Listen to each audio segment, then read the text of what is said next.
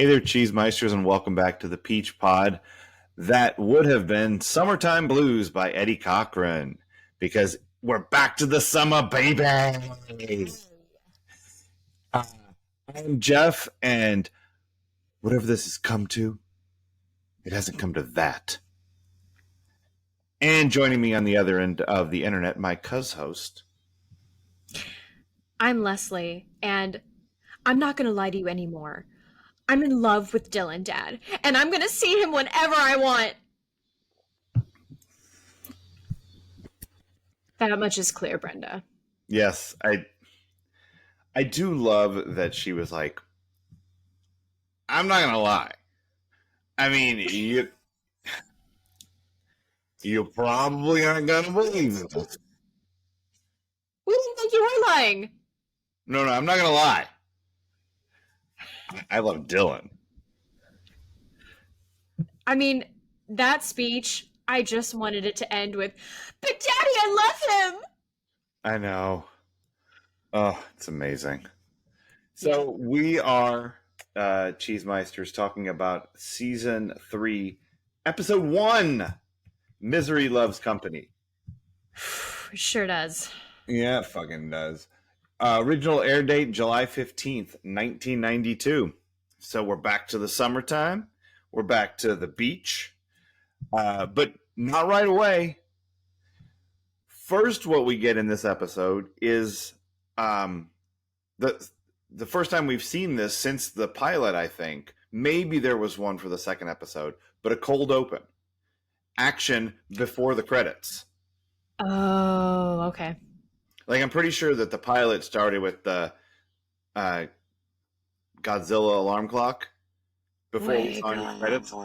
Wake up. Yeah, because we got all the way to the I'm psyched before the opening credits. So here we are, starting Season 3, opening credits, pre-opening credits scene. We're back at West Bev. Steve's walking down the hall. We're in a very bright button-down shirt, buttoned up all the way up. Steve loves a full button collar.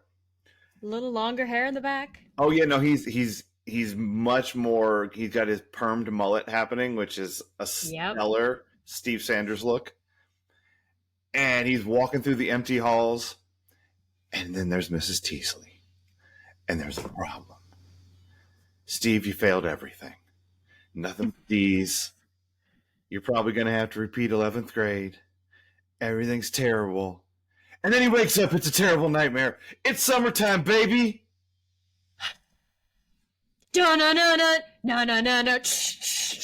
We're back. We're doing it.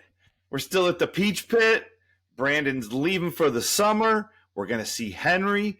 It's fucking on. So are you excited? Hairstyles are a little different. Brandon is chewing gum and he's horny. My God. I have heard, I've heard Tori say multiple times that her dad hated it when actors chewed gum.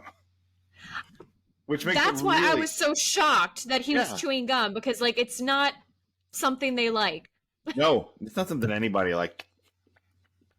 Yeah, Brandon had like a weird New York accent sometimes this episode when he felt like it. I was like, awesome. Didn't I just see you on the corner? Yeah. Yep, he had a little bit of a funk to him this episode. So how do you feel about being back, Season 3? I felt better before I watched it. This is so stupid. And yet we have so much to talk about, but this episode was stupid as hell. I was like, what? It's like I forgot. And this will happen a lot. It's like I forgot what I was watching. Right. Yeah. And so maybe behind the curtain, we haven't recorded a Peach Pod episode in like 5 weeks because we were way ahead on Peach Pod episode versus Peach Pod After Dark episode. So we took that time and we caught ourselves up. Now we're pretty much in sync. So it's been over a month since we've watched an episode of 90210. Plus, we each watched the pilot for Melrose, which I think it has a brain scrambling effect on watching this episode. because that Melrose thing is terrible. And I think it rubs off on this a little bit. You know, like it certainly did in my brain because I did my watch of this episode, then I did my Melrose watch, and then immediately did my 90210 rewatch. So this second viewing of it was very informed by how weird ass Melrose was for me. And I don't know if you had that reaction at all. Um, so I initially watched the season 3 pilot, and then, yesterday, so a few Mm. days later, yesterday, watched the pilot of Melrose, followed by my rewatch of season 3, episode 1. So, Yeah, that's what I did, except for the latter part I did about an hour ago. yeah. So, it made sense in some areas because Donna obviously references, like, I'm so tired of driving you all Right. And lying for forth you. And and lying for you. yep. Um, my God, yeah, Melrose was something else. Totally called the workplace harassment, but I didn't think it was going to be in the pilot because I, it's Yeah. nice to know that I can still be naive about things. Um, when things are gonna happen. Okay, the music took me out so much. I was like, oh, we got some seductive drums because these are Yeah. adults. Yeah. Oh yeah, adults. Yeah. How did you feel about the very random this date turned into a health pills pitch like for a pyramid scheme? It was weird. That was And like there's no calling that twist. That one was out of nowhere. it was weird. The reactions to it were weird. Like she seemed way sadder. Like I would have just been pissed. I would have been like, yeah, no dessert, but I'm gonna down this drink and be gone because I'm Yeah. like, why? But again, she's clearly sad because she hasn't had like dates in a while, and for some reason, um, what's his name from Desperate Housewives doesn't want to date her. Oh, he's gay. Oh, I wondered that. Yeah. Yeah. Doug Savant That is gay, whatever his character's name. wasn't super clear to me. Yeah. Which good on them for not playing up. It's the first episode. They might still play up stereotypes later. Like, I'm sure that they do in some ways. But he's not like a birdcage gay character. You know, he's not Nathan Lane or Robin Williams or Haggador Spartacus. He's a guy who lives near the pool gay. I don't know. I don't know what that is, but that's what he is. He just lives near the pool. nice. I think he he has a job. I don't remember what it is. It doesn't fucking matter. It's Melrose, and it's like it's not really worth digging in, other than No. to just like that show's weird. I mean, I was delighted at how many actors I knew from because like other stuff. Yeah. yeah, from other stuff because I mean obviously oh my God. People, depression wrecks your brain and I can't remember shit anymore. But the redhead who's not on there yet, she's also on Desperate Housewives. No, Oh. Oh. I know you're talking about. Yeah. Oh, yeah. Marsha Cross. Maybe. I don't. maybe Yeah. Yeah. I know. Yeah. I know. Yeah. Mm-hmm. Go the ahead. wife She's not from on there yet. no, the wife from According to Jim. Cody Smith. Yeah. Yeah, Mm-hmm. I was like, oh, look at you, Yeah. Yeah. Where she harassed. not quite where she got her start. She's in a movie called Summer School with Mark Harmon from like 1987. Okay, It's these clowny ass kids who end up having to come to summer school, and he's the teacher who turns them around. But it's kind of like a frat boy comedy version of that story. So my okay. memory of it is that I thought it was funny when I was like 12. I have no idea Fair. if it's better than that, but that was her big thing. So yeah, she was kind of a name to start the Okay. show, you know. I don't know. And Billy and Allison, will they or won't they? They Yeah, will. yeah, they will. I'd bet money on it. Too soon, but I would bet money on it. My favorite part of the because we're not going to watch Melrose beyond this Kelly No. arc, but my and I'm not saying you shouldn't, but the best part of that is that Michael, the doctor, Uh-huh. married to Josie Bissett, becomes like an evil villain, like like cartoonishly evil. Yeah, it almost makes you want to watch it when I say stuff like that. You're like, wait, how does that Listen, guy becomes a villain?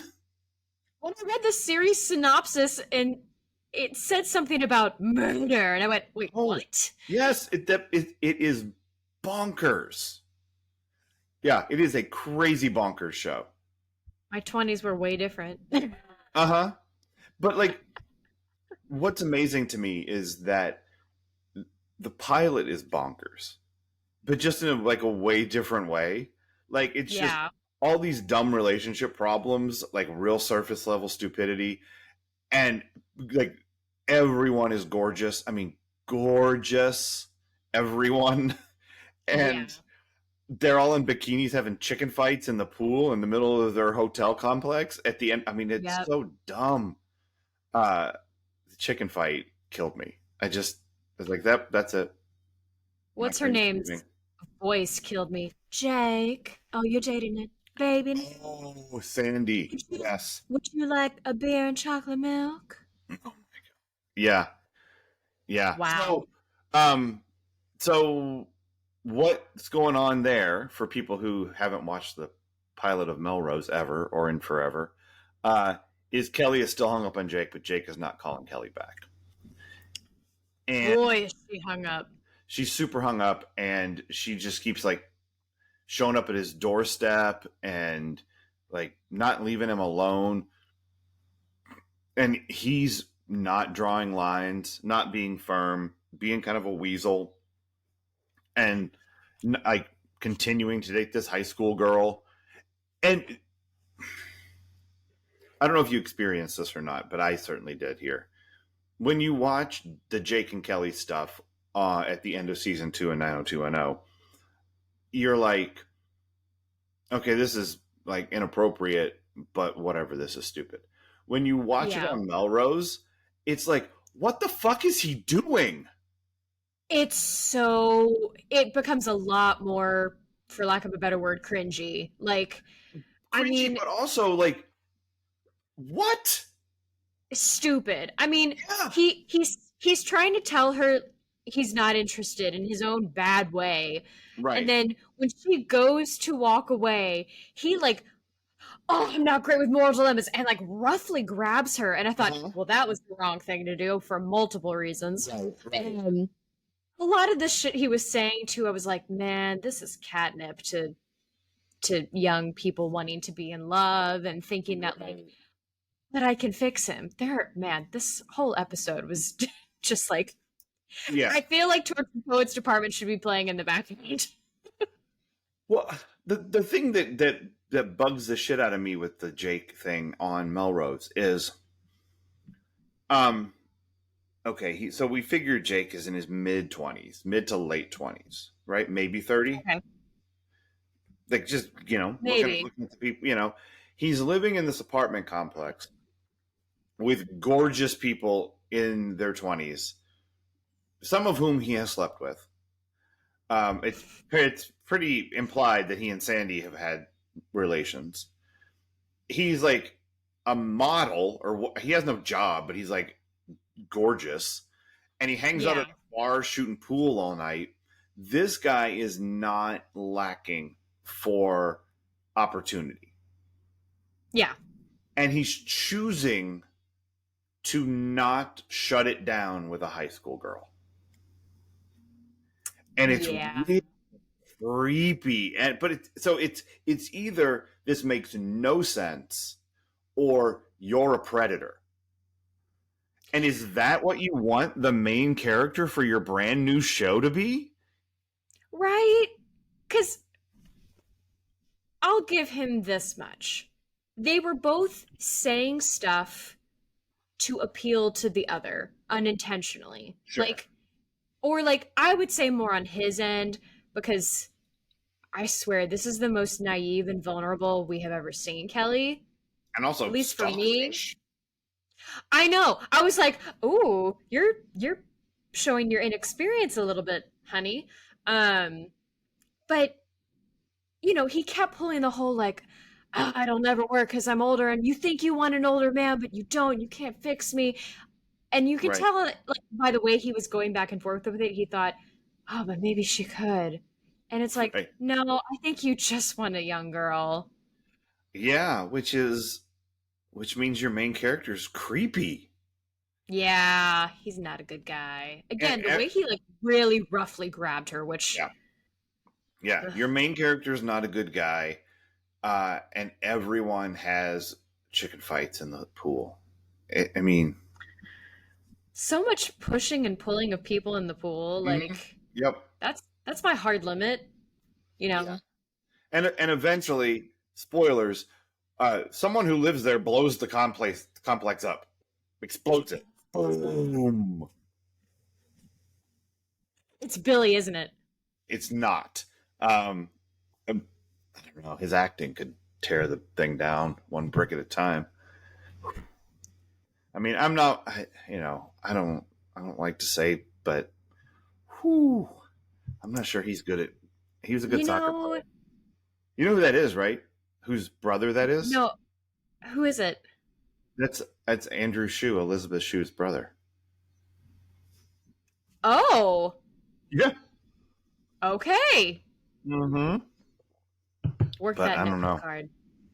I don't know, man. He was he's attractive fella, but Eh, I'm not sure that there's a. I wasn't really excited by anyone in this. I was like, y'all are basic. I love Josie Bissett though. I'll watch Josie Bissett all day long She with was the short cute. hair. Really cute. Rhonda was also cute. Yeah, her and Rhonda, Yeah. I would say the ones pitted as unconventional beauties were cute. Like, Yeah. way more interested in them than. But the dudes were all beefcakes, and Yeah, I not know. for me. We're about getting squished. Yeah, yeah. Yeah. All right. So that's what's happening with Kelly. That happens in the other thing, and but in this episode, she's moping about it a little bit. But maybe if I go to Paris, it'll make Jake miss me, etc., etc. Um. So what this episode is about is Brenda sneaking around with Dylan, and then she gets caught, and then they fight about it, and then she moves into Dylan's house, and then Steve bets Brandon that he could uh, hold a job for a week for like what is probably like just based on the hours Brandon was working, a check for about $87. Like it couldn't have been too much. He's working 3 hours. He's maybe working 15 hours a week. Yeah. It wasn't a big check. No, But he made uh, it sound like all it was pizza, and I'm like, right, $20? right, exactly. Well, it's a lot of pizza. But it's No, only seven. Like, you bought a yeah, whole pizza parlor. yeah, it's a good amount. Um, so that happens, and then everybody goes back to the beach club. That happens. So Yep. we're starting summer up. But what the hell is this thing really about?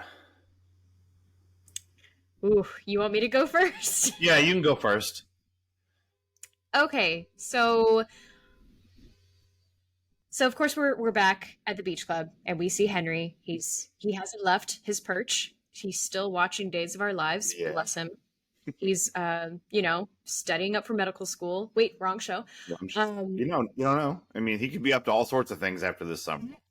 I think it's gonna happen since his business fell through. But Yeah, the conversation he has with Brandon yeah, hints at the LA riots, which we've yes, it mentioned does. before.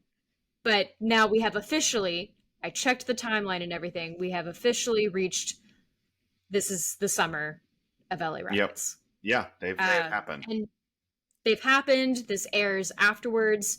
And even though we have not one, not two, but four Black people who get to speak on this episode. Mm-hmm. Henry is the only one who gets to speak about what has happened. And even then, it is very thinly veiled, you know? And Brenda is the only one who hears about it. Well, Yeah. I say it's thinly veiled because we get we get a scene about it Yeah. hinting, and the rest of it is just pure fodder. And so, in the nicest way possible, the nice way of saying it is this episode is about how these kids get to be kids in a way that others in the city don't get to. That's right. Yeah. And it's very clear. Like it kind of made me mad. Interesting. Like, even as a kid who grew up with white privilege and everything. Yeah. I still have a spoiled, he's privileged. Oh, see, and like the little morsels that Chuck put throughout this, it just made me feel like he wanted to do more, but at the end of the day, the TV execs, producers, all of that are like, no, it's summer, we're having fun, damn it. And he's like, okay, well then we have to acknowledge it. I do think that that's a lot of what that is. But I don't think it's thinly veiled. I think that's just like a difference in terminology. Like I think it's very lightly touched on. It gets one scene. It gets, as you say, just delivered to Brandon, but it's straight down the barrel of the camera what we're talking about right now. You know? Yeah. And like, but it's such a weird thing to, like, for him to just have a speech about it. Welcome back to our fun beach club where you work over the summer with the pretty girls and the days of our lives, and look at these new shirts, and Andrea's here, and let's go take a walk on the beach so I can be sad at you about racism. Is real fucking weird. It's weird. It's definitely it breaks boundaries between adults, or between employer and employee. Yeah, that's real strange. Kid. Yeah. Like, unfortunately, if you're going to talk to... Actually, no. If you were going to talk to anyone, it should have been Andrea. Or talk to many of the kids. Like, right. I don't know. I don't know when and where this could have fit in. I feel like you could have made it happen, though. Like, if Henry sees all of this bullshit happening in his club and calls out Jim and Brenda for yelling, and like, listen, you all think you have problems? This is nothing. Right. You all get to come to a beach club. Like, do you have any idea what other people are dealing with in South Central LA? Could you imagine the downward cast, the shoegaze, white guilt in that scene if he would to do that? And Jim and Cindy would be like, I know. We're sorry. And Brenda, like, for once, is not strident. She's just like, ooh, that's nice. Gee, I feel like an asshole. Yeah. They should, because they should. I mean, we knew these kids were spoiled, but this episode showed it more than ever, because Brenda's running around doing whatever the fuck she wants. Dylan has completely retconned the situation. Just like, what did I do? What did I do? I'm being mean to Dylan, but he kind of deserves it. He does have a lot of, I have no responsibility. I'm Lieutenant Sam Weinberg. I have absolutely no responsibility here whatsoever. That is Donna and Kelly are going off to Paris willy-nilly. I'm like, I mean, yes, but by yourselves? You all can't handle that. Well, it's a school trip. Oh, I missed that completely. Yeah, I'm not sure that they said it, but it is a trip. It's, yeah. Yeah. This episode just... there were times where I had to be like, whew, you are definitely an adult now in the way you were watching this. Yeah, It's- sure. but I stand by it. I feel like this You're episode was right. I didn't even watch it from that perspective. I was paying attention to other shit. But you're totally right. I was not thinking about that when I was watching this. I'm glad though. I mean, I was worried about coming in here and just like zapping the fun out of it, but I mean, it's worth Oh, talking about. what they're doing. It's what they're doing. And it's, some kids get to have a fun summer, Mm-hmm. other kids don't. Yeah. And if you need it spelled out which kids those are, then, Mm-hmm. well, I guess keep listening. Right. 'Cause I'm sure it will come up again. Oh yeah. And the Henry uh no one is innocent Walsh. All of us have been hurt. Was a real weird sentiment. Like that was an odd period to that sentence. I didn't understand that. I mean, I think what he's saying doesn't make sense in the context of the previous things that he had said to Brandon. But I think Yeah. he's trying to deliver to the audience that you may have only seen this shit happening on TV news over the summer, Mm-hmm. and it feels removed for you. I watched a lot of it on Channel 1 in our school classroom, our homeroom in high school. They covered the LA riots like ad nauseum. Like it was on for like the whole semester. It felt like. Wow. Yeah, it was a lot. So, but it was huge news. Like the second largest city in the country is burning over race. Like it was live on television. From what I read, I don't know if this still holds up, but it was considered to be like the largest riot or most Mm-hmm. one with the most mortality rates. It was insane. I mean, Yeah. but like it was insane, but it was removed unless you were living in LA. So if you're the country watching this TV show that's massively popular at this point, like this is cover of the Rolling Stones popular at this point. Yeah. And we know what that's like, but that's from a different episode that we talked about being on the cover of the Rolling Stone. Rolling Stone. Oh, gotta stop. Get sued. So like this show is massive, and I think what Henry is doing is looking at the audience and saying, we've all suffered here. We're all to blame for this thing that happened because it's systemic. And I think that's a great thing to try to deliver. It is so shoehorned into everything else that's happening in this episode that it's just discordant. It's real weird. And I do know that the idea of Henry owning a sporting goods store in South Central gets mentioned later at some point. But I don't know if it's like, I do, because I know exactly when it gets mentioned. But I don't know that we learn any more about it. I'm not sure that it's more of a storyline. It's just this conversation they had on the beach where, Brandon doesn't go to Crenshaw and try to save it. Oh my God.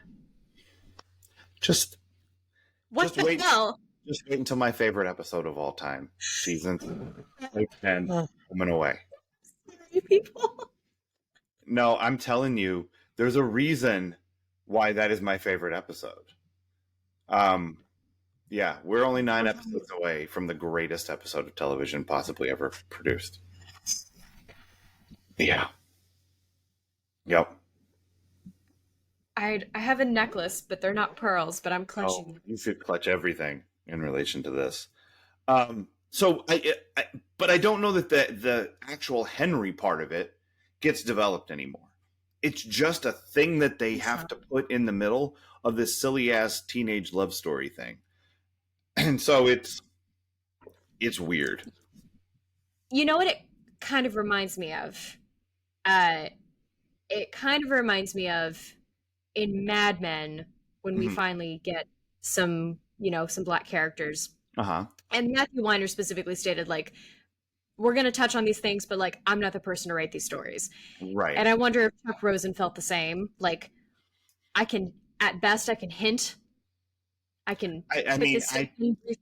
I don't I know. I don't think want to make excuses. yeah, no, I think more what it is um it's just like when they got into it in like the first season where like it or second season with the ashes, like it feels like you have to touch on it. So but it doesn't make any sense in this world with this story to have it be like a we have to find a way to make it fit because it's important to say.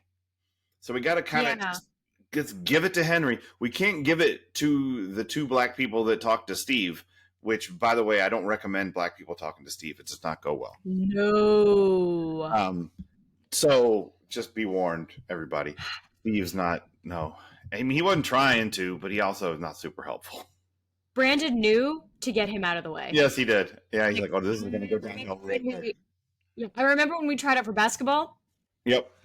You should probably. Steve, yeah, also, you're a terrible waiter. Like, Yeah. It's both. It's both of those things. Yeah, I think that it's really it's easy to see why they do those things. But they are clumsy in the way that they're done, and it's possible you couldn't have done it better. Like in the environment in a show like this, to do that in a way that ever feels not insane might not have been possible. But but it's not good.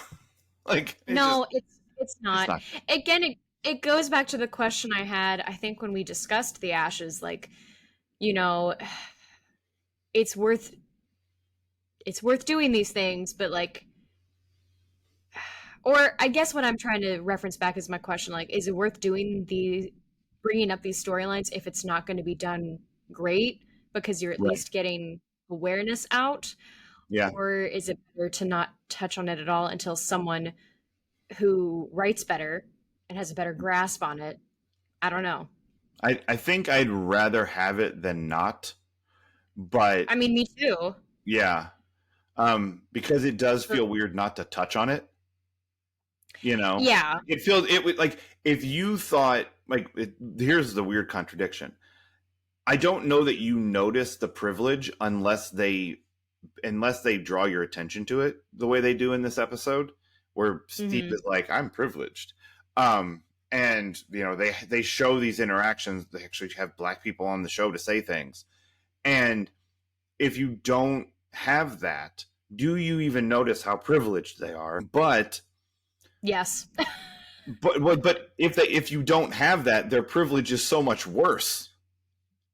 Because they're insulated to the point where it never comes into contact with them, and that's vastly worse. All right. So right, like it's like, whoo, God, yeesh. Like, I don't know. I think we stepped in some shit here, and we couldn't help it. And yeah, he's that guy that walked in the bar with a big old pile of shit in his hands and says, "Hey, fellas, look what I stepped in." Oh, gross. That's right. Glenn and Dot. All right, so here's what I think that this episode is really about.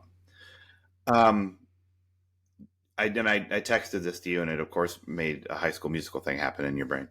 But where it came from on my end, did you ever see Dr. Horrible's sing-along blog? I did. Okay, so this was one of the strike of my life. Yeah, this was the thing that Dr. Horrible said. He said the status is not quo. And that's what this episode is. The status is not quo. Nothing as it is good. And nothing as it is can stand. It's all going to fall apart. Because aggression will not stand, man. That's right. This aggression Is this what day is this? Um, so this triangle, because Cindy doesn't even fucking count. She just stands off to the side and looks at people. Between Jim and Brenda and Dylan cannot continue like this. No. It is like Brenda and Jim want to kill each other. Dylan and Jim want to kill each other. Brenda and Dylan don't want to kill each other yet. I know. I see it. Yeah, it's not like it's hiding. For a while. Yeah. So it just there's no way this can continue.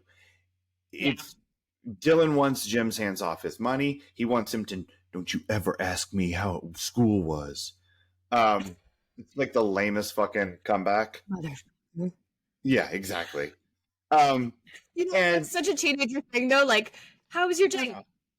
You mean how was my day? yeah, all right, Jesus, calm down. Here's a check. Is it if I give you money, will you shut up? Yeah. Yeah, so like that business relationship is not it's not good. It cannot continue in the way that it is continuing. Brenda and Dylan cannot continue to sneak around. Kelly cannot continue to chase Jake. And Donna can't continue lying for people and being in the middle.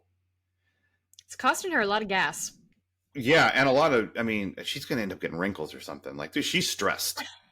I know. You know? There's a lot. She's carrying a lot of weight. Her parents cannot continue to not bang, apparently.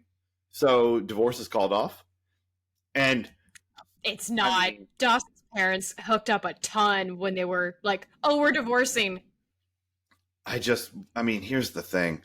I know what John and Felice look like. I don't want that image of Donna walking in on that. I just don't.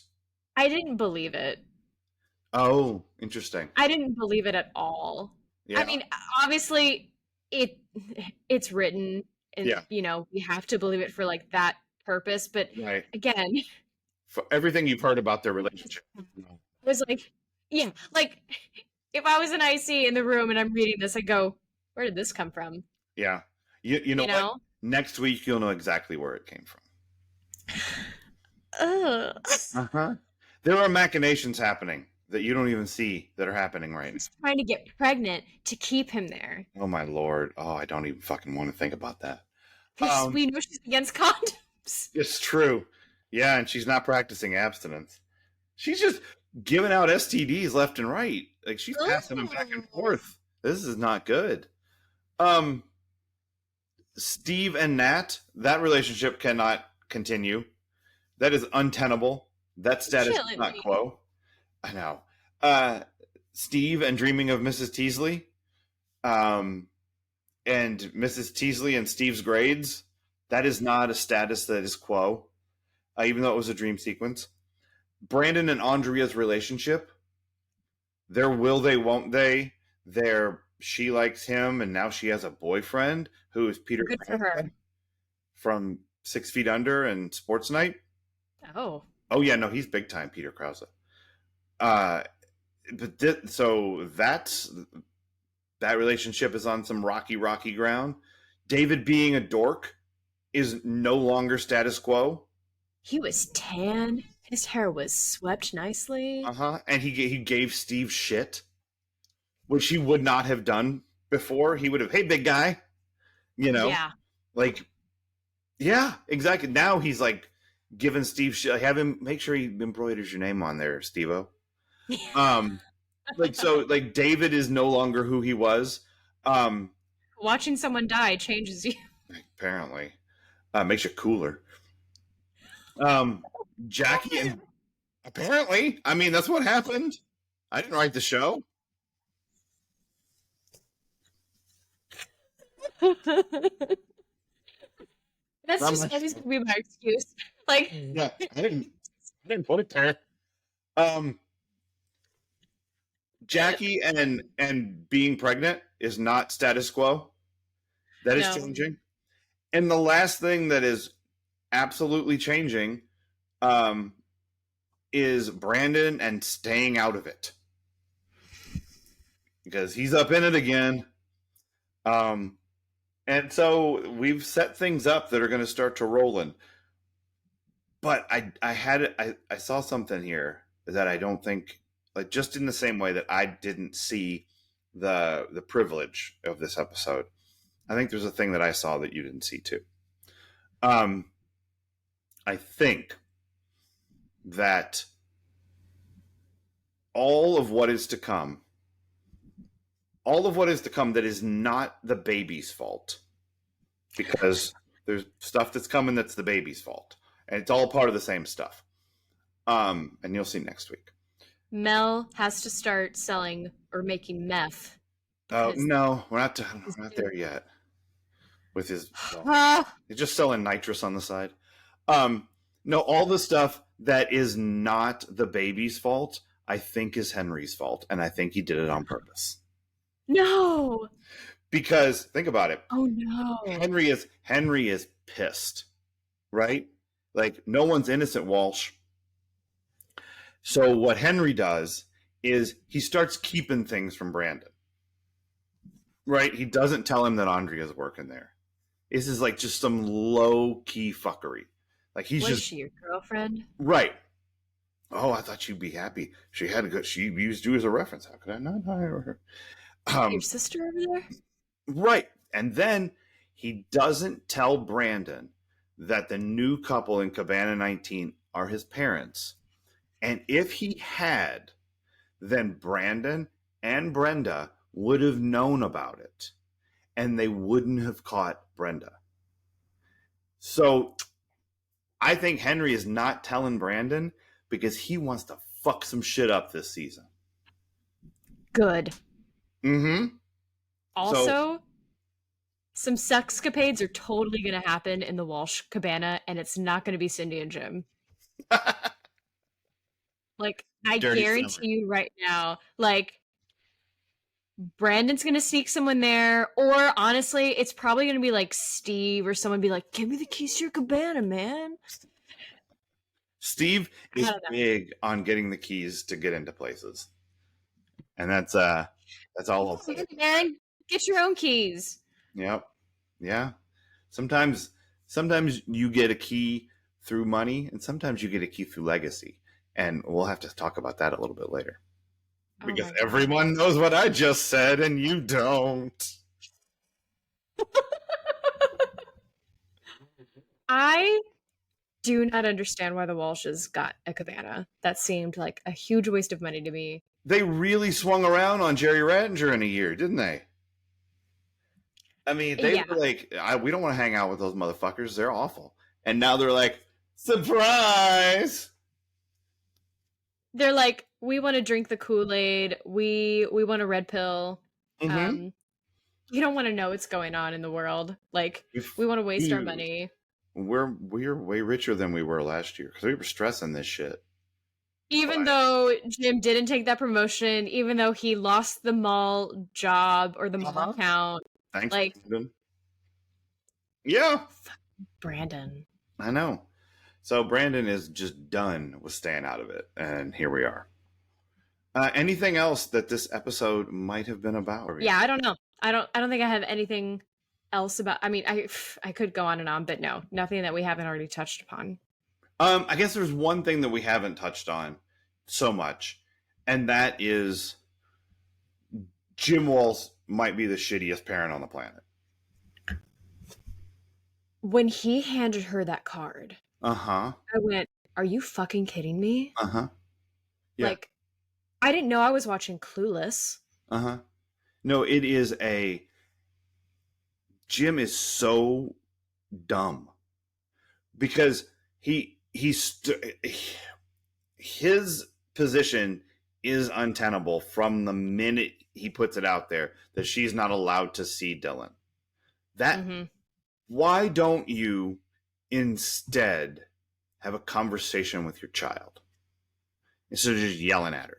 And then when yelling at her doesn't work, try giving her your credit card. And when giving her your credit card doesn't work, why don't you try surprise? Because she loved surprises when she was 7. Um, and then if surprising her doesn't work, the fact that you've got a cabana now. Hey, look, Brenda, remember 2 years ago when you had to get caught for shoplifting because you didn't think you had enough money to buy clothes? Now we have a Yeah. cabana. Do you feel better? Do you feel like you fit in yet? Did that work? Oh, it didn't? Well, whatever it's come to, it hasn't come to taking you forcefully out of Dylan's house. I'm telling you right now, Leslie, what it's come to is so much fucking stupider than that, and you're going to find out about it next week.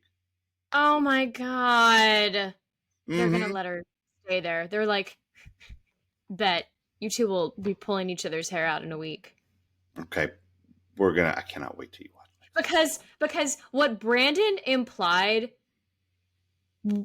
was so annoying to me. Saying like, maybe what's upsetting you about Brenda isn't really about Brenda and Dylan, isn't Dylan's fault. I'm like, fuck you. Right. Like, yes. Yeah. Here's the thing. I don't know exactly when I started falling off the Brenda and Dylan bandwagon, but it's just starting to feel a little too Bonnie and Clyde for me. Like, they just want to drive her parents crazy. They just want to do their own shit, but it doesn't feel like they're in love anymore. Like, it just feels like teenage rebellious bullshit. Yeah. Which I know probably upsets a lot of Brillin fans. Right. Yeah. I don't think I've ever said that word before, but you go. I've seen that hashtag a few times. I've never heard it out loud. It bothered it. That upsets my heart. That I didn't like saying it. Listen. No, I have no idea. I have to keep abreast of these things, and sometimes speaking them out there is not great. I'm going to say this: let us never speak of the shortcut again. Okay. That is That's a Simpsons reference, by the way. But okay, of course it is. Yeah. Listen. It felt weird coming out of my mouth. Mm-hmm. But yeah, I think they need a break. Okay. Because they're going nuts. Okay. And I feel like they're just hurting their own relationship by trying to hurt everyone around them. Mm-hmm. And certainly irritate everyone around them. Kelly's done. She'd been done for a minute, wanting to hear about their bullshit. But I feel like I was done around Mexican standoff. Mm-hmm. I was certainly done when he just ran out on the wedding. Right. And like tried to start a fist fight with Jim. I was like, Dylan, you're tripping. Get out. Yeah. But yeah, Jim and Cindy. I mean, Cindy was just written so weakly. It made me so sad for Carol Potter. I'm like, you all dicks. Yeah. And then, yeah, I was really not expecting these Midwestern parents to go full LA parents. Well, I mean, they were never any good. But again, I had hope. I can't wait till you watch next week's episode.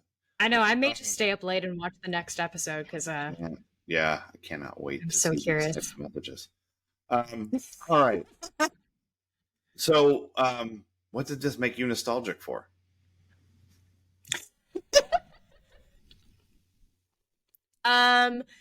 So I had my own summer of forbidden love because I've mentioned before that I would say my one serious high school boyfriend was not highly favored by my parents. Gotcha. And because I was newly 16 and new to driving, of course, like wasn't allowed to. Now, was he in the Hitler Youth? Is that like because you were 16 going on 17? Is that what the problem was? No. Okay. So I was 16, he was 15, and I just wasn't allowed to I couldn't drive him because by law you're not really, I don't think for a few months you're allowed to drive people I don't remember. When you're 16. I don't remember either. It's been a minute. Yeah. But But also, yeah, so my mom didn't want me going out. Sorry to put her on blast, but there we go. Didn't want me going out with him. Okay. And other than like getting to hang out when like other people were going to be around. Sure. So it was also the summer I had my first job. Mm. So occasionally I would lie and say, I'm working to this time. Oh. And I wasn't. And I would go over and see him. And then also, Shame, shame. Everybody knows your name. yep. Oh, it continues. I was trying to think of this earlier because I'm gonna have to walk through this and stick with me. All right. No, we don't have any younger people listening, so like they won't understand this anyway. But so the year I got my own landline was also the year I got my first cell phone. I cared way more about the landline. Well, that makes sense, I guess. I don't know. That's weird, though. I mean, no, that's not weird because you got a cell phone. What's weird to me is like being able to get your own landline and get a cell phone when you're young. Like, I didn't have a cell phone until I was like after college. Wasn't a thing. So It was a great time. I love phones. So why did you care more about the landline? Because you could lay on your bed and kick your feet and twirl the cord in your finger like that? Exactly. Okay. Exactly. Opening credits. I didn't understand the love of cell phones yet. I was just like, oh, this is something to use for emergencies. That's right. Anyway, so I think I figured that if I called him on my cell phone and talked for hours, they could see that more easily than they could on a landline.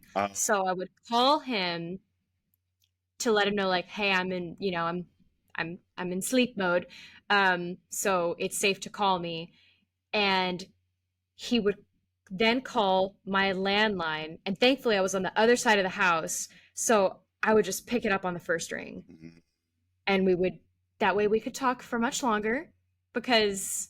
And that worked. Because that seems overly complicated and based on a faulty premise. Well, that they couldn't see your minutes on your landline, I think was that is incorrect. I'm sure it was. That's not how I got caught. Because eventually I did get caught. Of course you did. Of course I did. You left your driver's license and you were at the Mexican border. Yeah, we all get caught. It's exactly. Tough. So very complicated. I'm sure it didn't. No one's innocent, Walsh. That's all I'm saying. We've all been hurt. Yep. So, fun nights talking on the phone until I got caught and my phone got taken away for one night. Oh, Daddy took the T-Bird away. Fun. And he took away that T-Mobile bird. I did that. Yep. So shout out to my summer of love at 16. I like it. I very much like it. All right. My nostalgia corner is I'm nostalgic for a time before I had seen Batman Returns. When it was still possible that I thought Batman Returns was going to be good. Because I was psyched for Batman Returns. Like, the Michael Keaton Batman in '89 was awesome. And there's a sequel. We hadn't had a superhero sequel since Superman 4 Quest for Peace, which is garbage. And so, like, this is going to be awesome. Danny DeVito is the Penguin, and Michelle Pfeiffer, no longer looking for a cool writer. She's Catwoman. I mean, it's still Tim Burton. It's going to be the whole thing. Movie's dog shit. No. It's not good. It looks cheap. Like, have you seen the 1989 Batman? I have. Okay. But I want to watch. I haven't made it through all of Michael Keaton's, and I want to. But yeah, I've only seen that one. So it's like, production value wise, the first Batman looks amazing, but it's also at some point clear to you that they only built like 3 streets for all of Gotham, and that problem is so much bigger in Batman Returns when, like, the crowds have like 48 people in them. Oh no. I mean, it's just really weird. Let's go home. What are you doing here? So it's not a good movie. I don't enjoy it, but I was excited about it just the same way that Andrea and Peter Krause were excited about it, and that was a time of innocence. Time it was, and what a time it was. It was before the 92 election. That's right, a time of innocence, a time of confidences. Long ago it must be. I've got a photograph. Preserves your memory. They're all that's left you. It's a Paul Simon song. Beautiful. Yeah, I know, right? He's a lyricist.